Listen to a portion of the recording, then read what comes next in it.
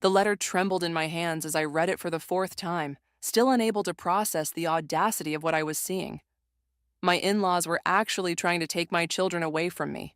3 months after burying my husband, this was how they chose to honor his memory.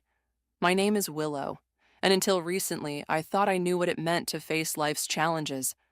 But nothing could have prepared me for this. Mom, is everything okay? Trinity's voice pulled me from my shock. My 12-year-old daughter stood in the doorway of our kitchen, her brother Stephen peeking around her shoulder. Both of them wore the same worried expression I'd seen too often since their father's death. I forced a smile, quickly folding the letter and tucking it into my pocket. "Everything's fine, sweetheart. How about some breakfast?" "You don't look fine," Stephen said, climbing onto one of our kitchen stools. At 10, he was already too perceptive for his own good, just like his father. The doorbell rang before I could respond. Through the glass, I saw Victoria's perfectly coiffed silver hair and Kent's tall frame. My in-laws had impeccable timing, as always. "Kids, go upstairs and finish getting ready for school," I said, my voice steadier than I felt. "But we haven't eaten," Stephen started. "Now please." They must have heard something in my tone because they went without further argument. I waited until they were upstairs before opening the door. "Willow, dear," Victoria said, her smile not reaching her eyes. "We need to talk." "About this?" I pulled out the letter. "A custody suit? Really?" Kent cleared his throat. "It's for the best. The children need stability." "Stability?" My voice cracked. "Their father died 3 months ago, and you think tearing them away from their mother will give them stability?" Victoria pushed past me into the house. "Look at this place, Willow. Dishes in the sink, laundry visible from the living room. Jermaine would be devastated to see his children living like this." My phone buzzed. A text from June. "On my way. Don't let them in." Too late for that warning.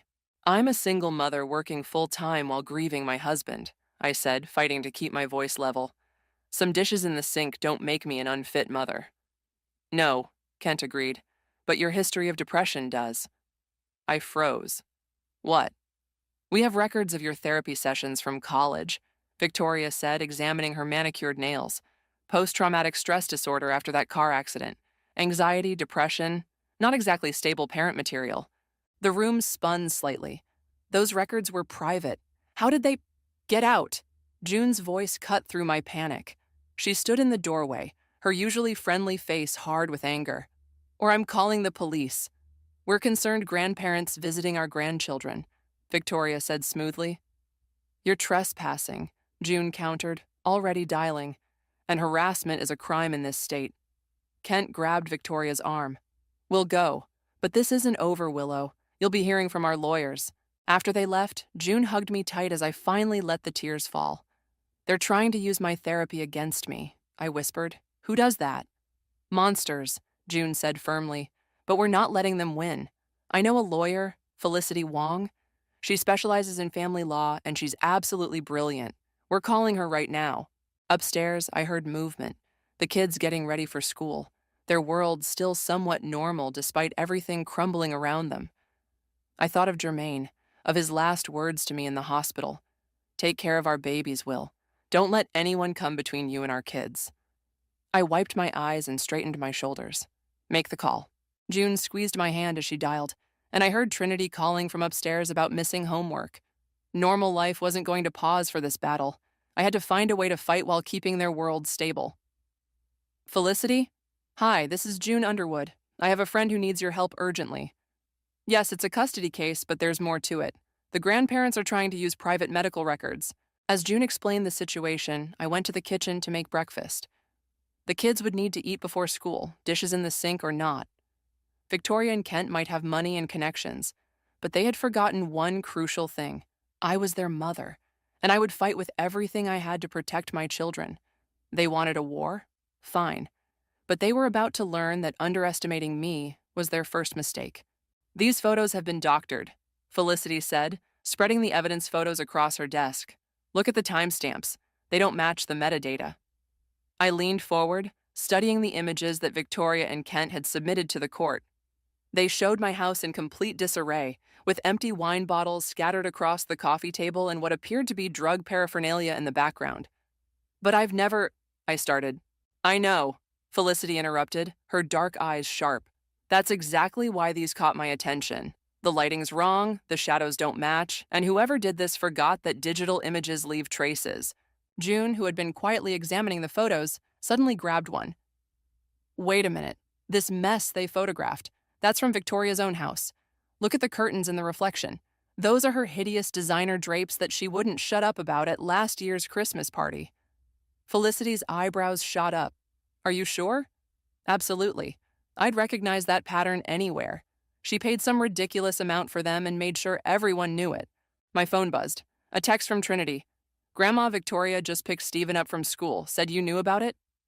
My heart stopped. They took Stephen. What? June and Felicity said in unison. I showed them the text. They don't have permission to pick him up. His school knows this. Felicity was already dialing. This is attorney Felicity Wong. I need to speak to Principal Martinez immediately. Yes, I'll hold. June grabbed her car keys. I'll drive. We'll get him back. 20 minutes later, we pulled up to Victoria and Kent's sprawling mansion. My hands were shaking as I rang the doorbell, Felicity right beside me. Victoria opened the door, feigning surprise. Willow, we were just about to call you. Stephen wasn't feeling well. Save it, Felicity cut in. You violated custody agreements by removing a minor from school without parental consent. Return him now or we're calling the police. I'm his grandmother, Victoria snapped. I have rights. You have nothing, Felicity corrected. And this little stunt? It's going in my motion to the judge tomorrow morning. Stephen appeared behind Victoria, looking confused. Mom, what's going on? We're going home, honey, I said, holding out my hand. Come on. He started forward, but Kent appeared, placing a hand on his shoulder. Stephen, buddy, we thought you might want to stay here tonight. Your room is all set up. Remove your hand, Felicity said, her voice ice cold as she held up her phone. I'm recording this, and I've already texted the police. Your choice. Kent's face reddened, but he dropped his hand. Stephen ran to me, and I wrapped my arms around him. This isn't over, Victoria called as we walked away. We have more evidence. You mean like these doctored photos? Felicity held up her briefcase. I look forward to discussing them in court, along with the illegal access of private medical records and today's attempted kidnapping. In the car, Stephen was unusually quiet. Mom, he finally said, Grandma and Grandpa said you were sick, that you couldn't take care of us properly. My heart cracked. Honey, look at me. Are you hungry? He nodded. Are you clean? Dressed? Do you have what you need for school? Another nod. That's because I take care of you. Every day.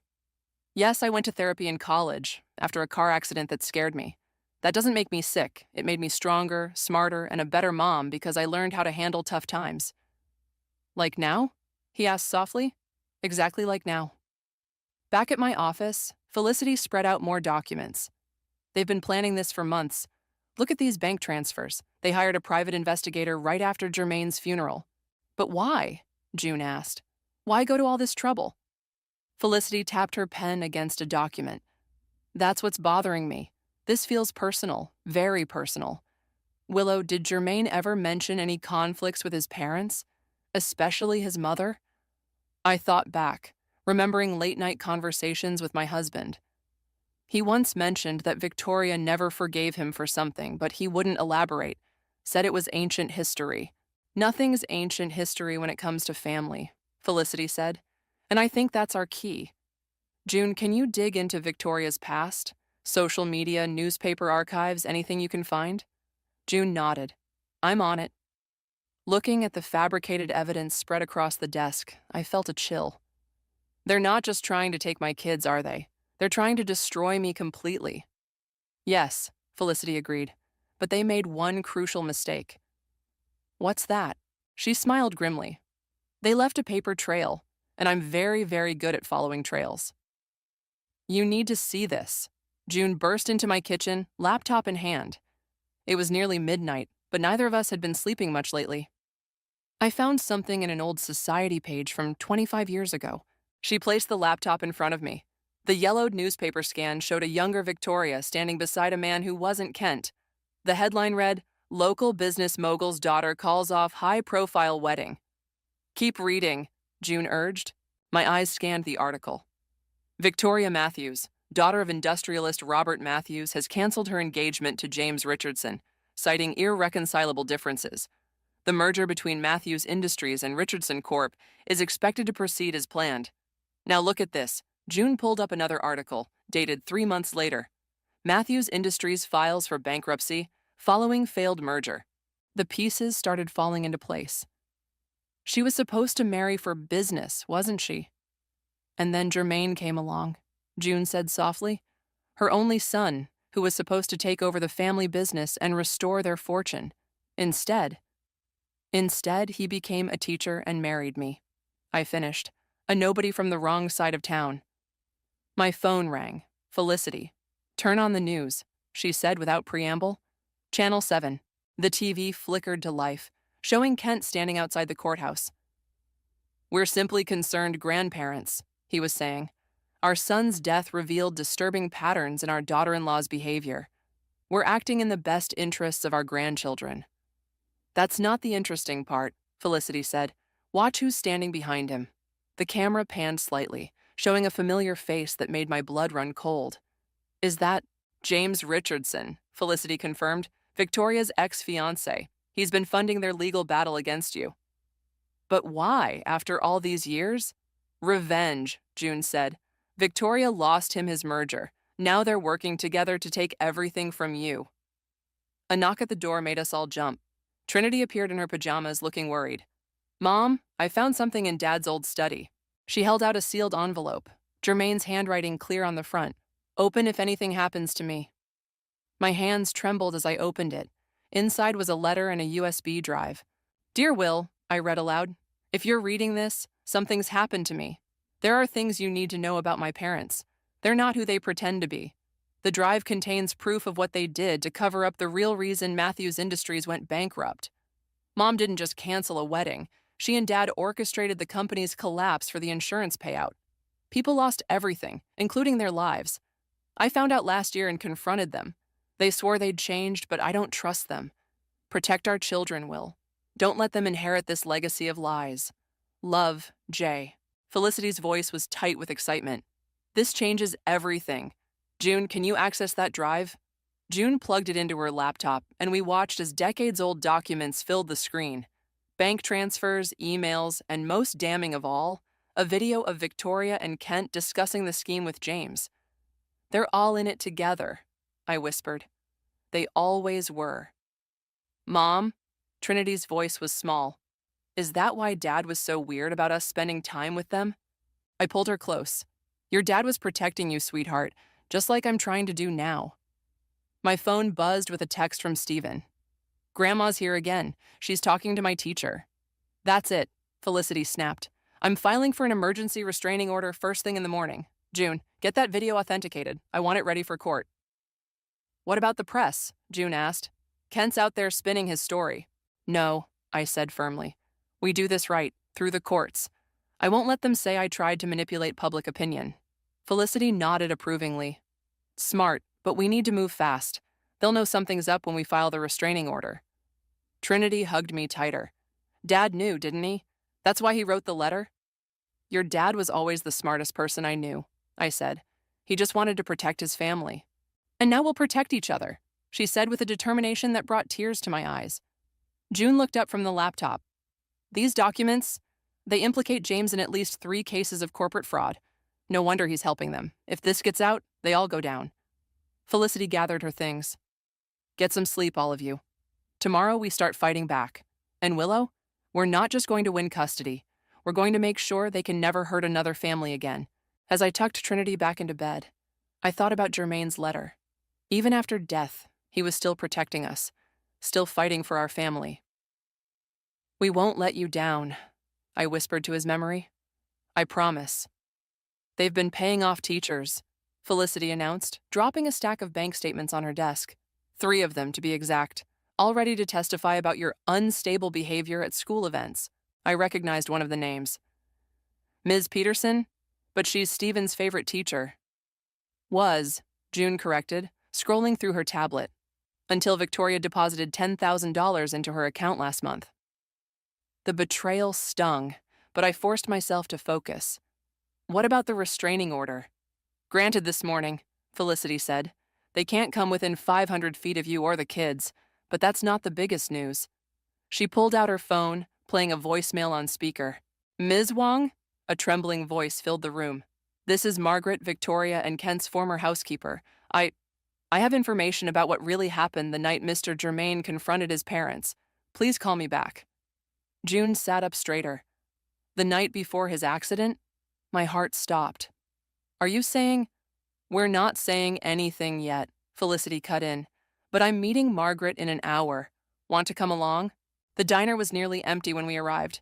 Margaret sat in a corner booth, nervously shredding a napkin. She looked older than I remembered, her hands shaking as she clutched her coffee cup. I should have come forward sooner, she said after we sat down.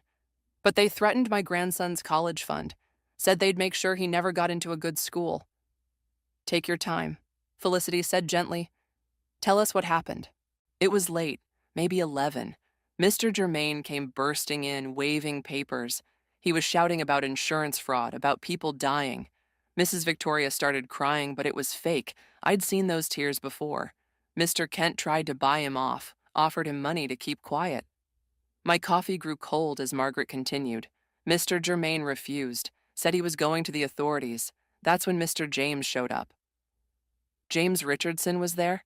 Felicity leaned forward. Margaret nodded. They didn't know I was still in the house. I heard Mr. James say, "Handle it or I'll handle it myself."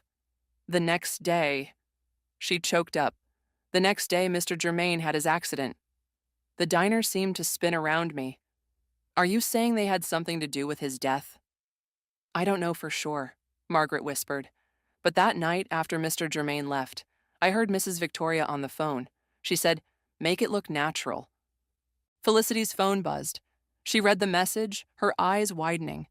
June found something. We need to go, now. Back at the office, June had covered a wall with photographs and documents. Look at this. She pointed to a series of text messages. The day of Germain's accident, James made 3 calls to a burner phone. The same number called Victoria right after Germain's crash was reported. That's circumstantial, Felicity warned. This isn't. June pulled up a video. Traffic cam footage from that day. Watch the silver car behind Germain's. We watched as a silver sedan deliberately swerved toward Germain's car, causing him to lose control. I ran the plates, June said quietly. The car was rented by one of James's shell companies. The room went silent. Finally, Felicity spoke. This isn't just a custody case anymore. This is murder. My phone chimed. A text from Trinity. Mom, there's a weird package here from Grandma Victoria. Don't open it, I texted back. Don't touch it. I'm coming home. I'll call the police, Felicity said, already dialing. June, get that video to my contact at the DA's office. Margaret, we'll need your testimony. The package sat innocently on my front porch, a simple brown box with Victoria's elegant handwriting. The police bomb squad approached it cautiously. It's clean, the technician finally announced. Just photos and a note. The photos showed Germain and me in happier times. The note read, "It's not too late to drop the custody case. Don't make us handle this the hard way. Again." Trinity read the note over my shoulder. Mom, did they kill Dad?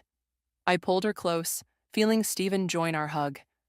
I don't know, baby, but we're going to find out, and this time, they're not going to get away with it. Felicity appeared beside us. The DA wants to meet tomorrow. They're opening an investigation into Germain's death. What does that mean for the custody case? I asked.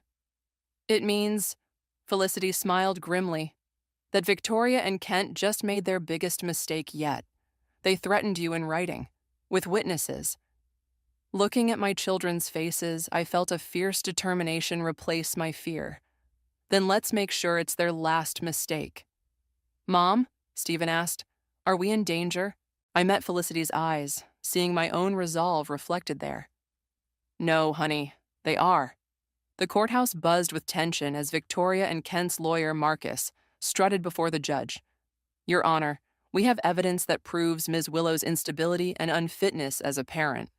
I sat straight-backed beside Felicity, watching him present the doctored photos. My children sat in the gallery with June, their faces brave but worried. These photos, Marcus continued, show a pattern of negligence and substance abuse. Objection. Felicity stood. Your Honor, We can prove these images have been digitally altered. Approach the bench, Judge Reynolds ordered. As the lawyers huddled with the judge, Victoria caught my eye from across the courtroom, her smile cold and confident. Kent wouldn't meet my gaze, his attention fixed on his phone. These allegations are serious, Judge Reynolds announced. Ms. Wong, you claim to have proof of tampering? Yes, Your Honor. Felicity gestured to our digital forensics expert, who approached with his laptop. The metadata reveals extensive manipulation. Furthermore, we can prove these photos were actually taken at the defendant's residence. Victoria's smile faltered. But more concerning, Felicity continued, is the pattern of harassment and intimidation our client has endured. Marcus scoffed. Baseless accusations. Your Honor, Felicity interrupted, I call Margaret Thompson to the stand. Victoria's face went white as her former housekeeper walked to the witness stand. Kent finally looked up, his expression panicked. Ms. Thompson, Felicity began, please tell the court what you witnessed the night before Jermaine Weaver's death. Objection, Marcus jumped up. This is irrelevant to the custody case. Your Honor, Felicity countered, it speaks directly to the defendant's character and their true motivations in seeking custody. Judge Reynolds leaned forward. I'll allow it. Proceed. Margaret's testimony fell like bombs in the quiet courtroom. With each revelation, I watched Victoria and Kent sink further into their seats. When she described the phone call about making something look natural, gasps echoed through the gallery. And this threat, Felicity held up the note from the package, arrived yesterday. The police have verified Mrs. Victoria's handwriting. Marcus scrambled to his feet. Your Honor, we request a brief recess. Denied, Judge Reynolds said sharply. Ms. Wong, continue. Felicity nodded to June, who brought forward a laptop. We have traffic camera footage from the day of Jermaine's accident. I draw your attention to this silver sedan. As the video played, showing the deliberate swerve that caused my husband's crash, Trinity buried her face in June's shoulder. Stephen sat rigid, his small hands clenched into fists. The vehicle was rented by a company owned by James Richardson, Felicity concluded, who, coincidentally, is funding this custody battle. This is outrageous, Victoria suddenly shrieked, jumping to her feet. You have no right, Mrs. Victoria, Judge Reynolds warned. Sit down, or I'll have you removed. You don't understand, Victoria continued, her composure cracking. She ruined everything. Jermaine was supposed to save our family name, restore our fortune. Instead, he chose her, this nobody, and then he threatened to expose us. Victoria, shut up, Kent hissed. But it was too late. The courtroom erupted in chaos. Bailiffs moved forward as Victoria continued her meltdown. James Richardson, who had been watching from the back, quietly slipped out the door. Order! Judge Reynolds banged her gavel. In light of these developments, this custody hearing is suspended. Bailiffs, please detain Mr. and Mrs. Victoria pending criminal investigation. Ms. Wong, I trust you're sharing this evidence with the district attorney? Already done, Your Honor. As Victoria and Kent were led away in handcuffs, Victoria turned to me one last time. You'll regret this, she spat. You have no idea what you've done. I stood, finally finding my voice. No, Victoria, you did this. Every step of the way, you chose revenge over family, and now you've lost both. The judge called me forward. Ms. Willow, in light of these events, I'm issuing an immediate permanent restraining order against your in-laws. Full custody remains with you. Court adjourned. Outside the courtroom, I hugged my children tight as reporters swarmed around us. Felicity handled the press while June shepherded us to her car. Mom? Trinity asked once we were safely inside. Is it really over? The custody battle is, I said, watching police cars race past, likely heading to arrest James. But there's more to come. The police will have questions about your dad's accident. Good, Stephen said firmly. Dad deserves justice. June started the car. Where to? I looked at my children, seeing Jermaine's strength in their faces. Home. We're going home. As we drove away, my phone buzzed with a text from Felicity. DA wants to meet tomorrow. They're calling it conspiracy to commit murder. We're not done fighting yet. I squeezed my children's hands. No, we weren't done fighting. But for the first time since this began, we were fighting on our terms. James Richardson made a deal, Felicity announced, striding into the DA's office where I'd been waiting. He's turning on Victoria and Kent in exchange for leniency. District Attorney Sarah Martinez nodded grimly. He's singing like a canary, not just about Jermaine's accident, but about decades of corporate fraud, tax evasion, and 2 other suspicious deaths connected to their insurance schemes. My hand shook as I accepted the coffee June offered. What exactly did he say about Jermaine?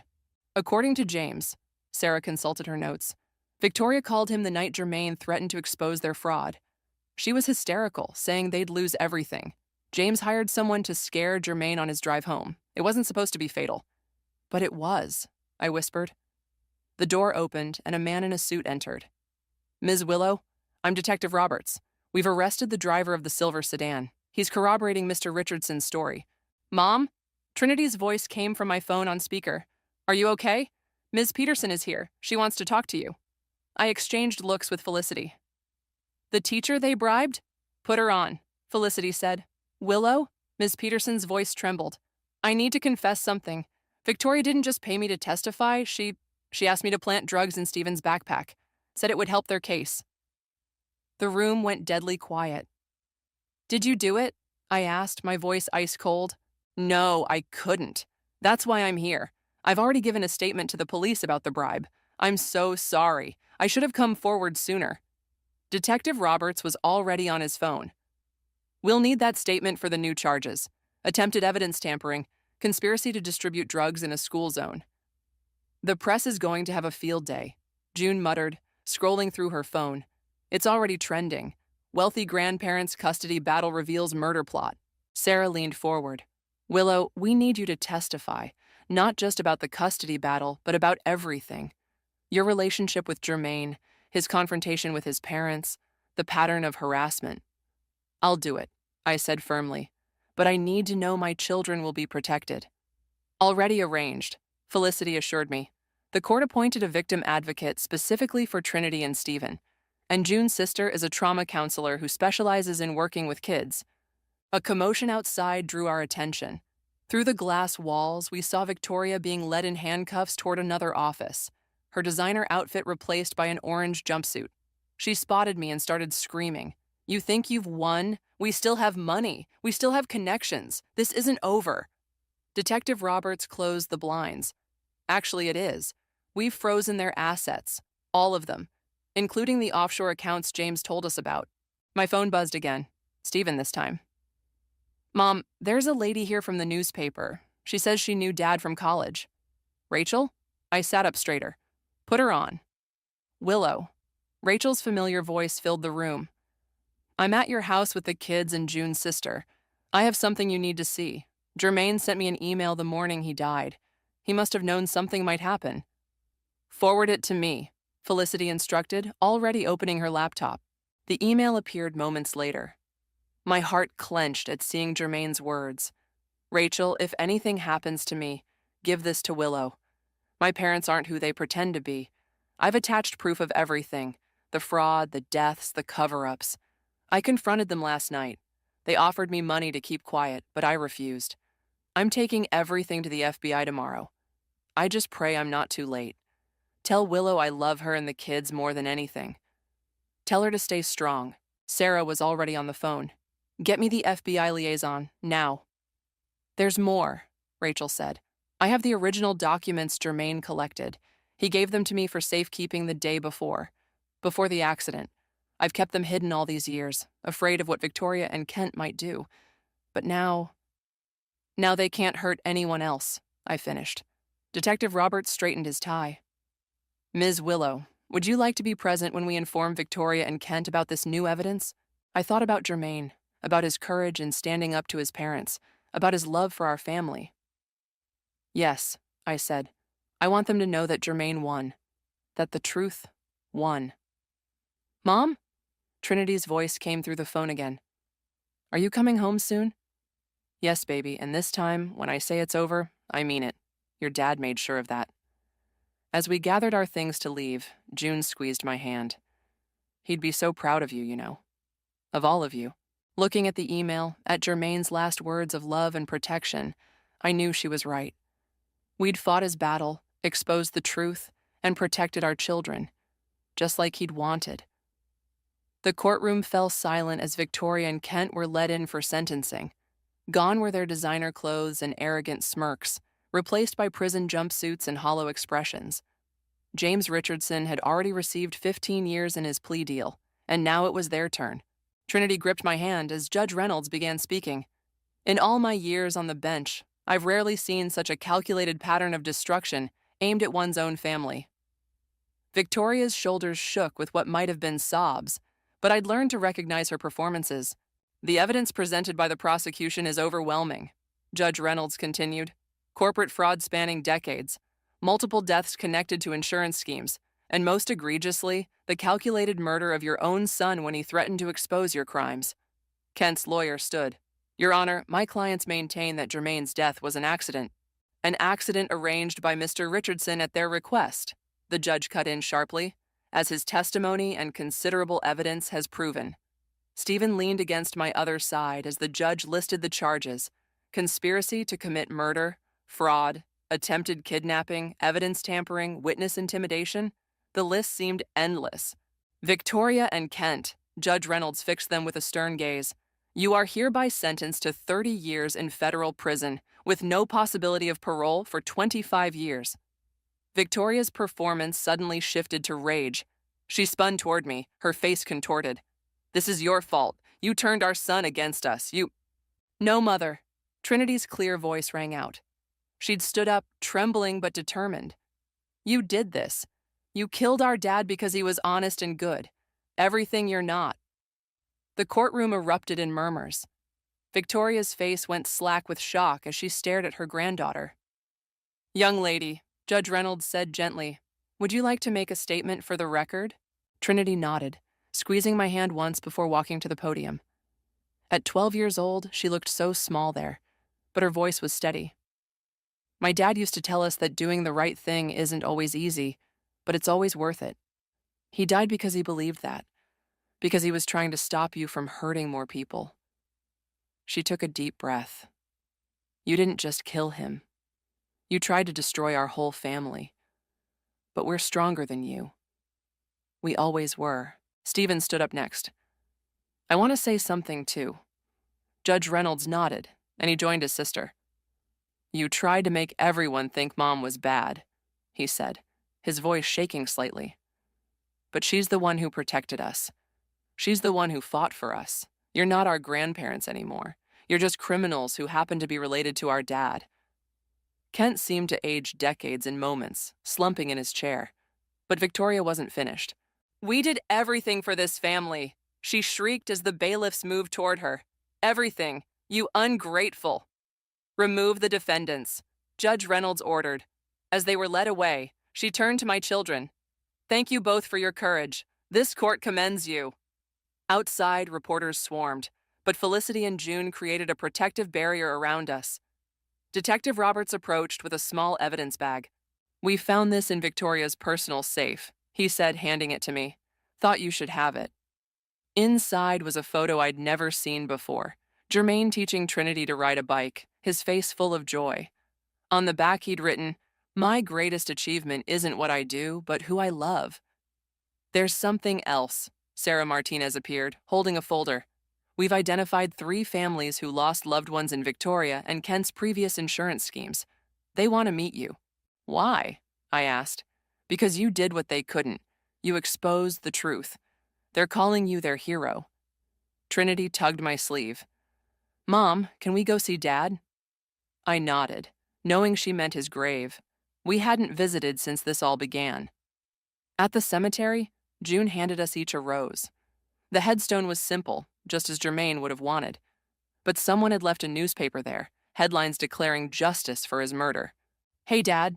Trinity placed her rose down. We did it. We fought back just like you taught us. And we won, Stephen added, setting his flower beside his sister's. I placed my rose and the photo from Victoria's safe against the stone. You can rest now, love. They can't hurt anyone else. My phone buzzed, a text from Felicity. FBI wants to talk tomorrow. They're reopening cold cases based on James's testimony. More families might get closure. Looking at my children, I saw Jermaine in their strength, their courage, their unwavering sense of right and wrong. Victoria and Kent had tried to destroy us, but they'd failed. In fighting back, we'd grown stronger, closer, more determined to honor Jermaine's memory. Mom, Stephen asked, are we going to be okay now? I pulled them both close, feeling the warm breeze that reminded me of Jermaine's embrace. Yes, baby, we're going to be more than okay. We're going to be extraordinary. Ready? June asked, adjusting my blazer as we stood outside the community center. I nodded, clutching my notes. Through the doors, I could hear the murmur of the crowd. Families who'd lost loved ones to Victoria and Kent's schemes, others fighting their own custody battles, and advocates working to change the system. Mom, Trinity called from inside. They're waiting. Taking a deep breath, I walked onto the small stage. Familiar faces dotted the audience. Felicity, Detective Roberts, Sarah Martinez, and most importantly, my children sitting in the front row with Rachel. My husband used to say that doing the right thing isn't always easy, I began, echoing Trinity's words from the courtroom. When I started fighting for my children, I thought I was alone. I was wrong. The crowd grew silent as I continued. Because of your support, we didn't just win a custody battle. We exposed decades of fraud that had destroyed families. We brought justice to those who thought they were above the law. And now we're changing the system that allowed it to happen. Sarah stood up, holding a thick document. The bill passed this morning, she announced. The Jermaine's law reforms are officially in effect. Applause erupted. The new legislation would protect families from fraudulent custody claims and strengthen penalties for using the court system for harassment. But our work isn't finished, I continued. Today, we're launching the Phoenix Family Foundation. Thanks to the seized assets from Victoria and Kent's estates, we can provide legal support to families fighting similar battles. Felicity stepped forward.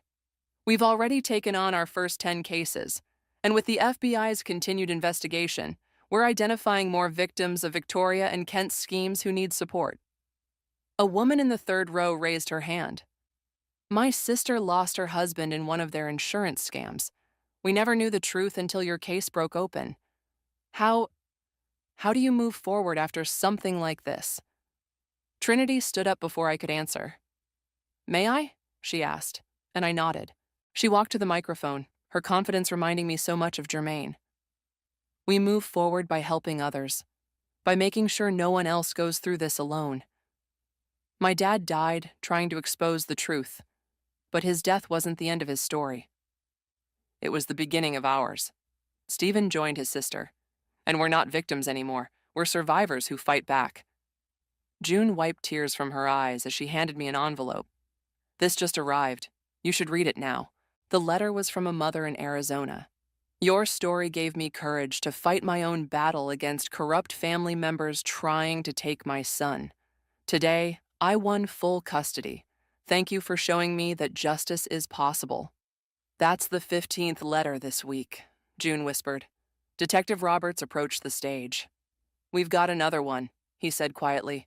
Family in Florida. Same pattern as Victoria and Kent. Want to help us build the case? I looked at my children, seeing the question in their eyes. They nodded. Yes, I said. Send me the details. As the formal presentation ended, people gathered in small groups, sharing stories and resources.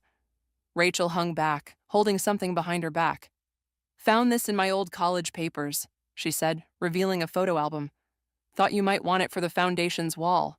The album was filled with pictures of Jermaine teaching at his first school, working with underprivileged kids, building the life Victoria and Kent had despised.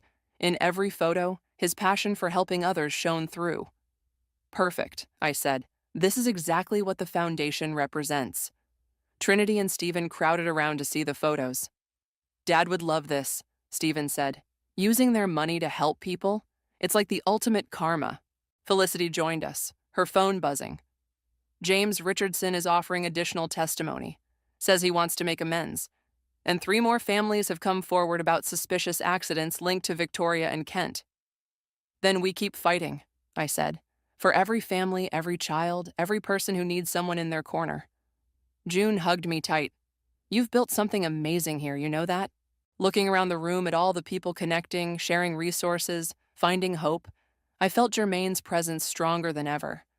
We'd transformed our tragedy into triumph, our pain into purpose. Mom? Trinity held up her phone. The support group wants to know when we're starting the next session. Tell them tomorrow, I said.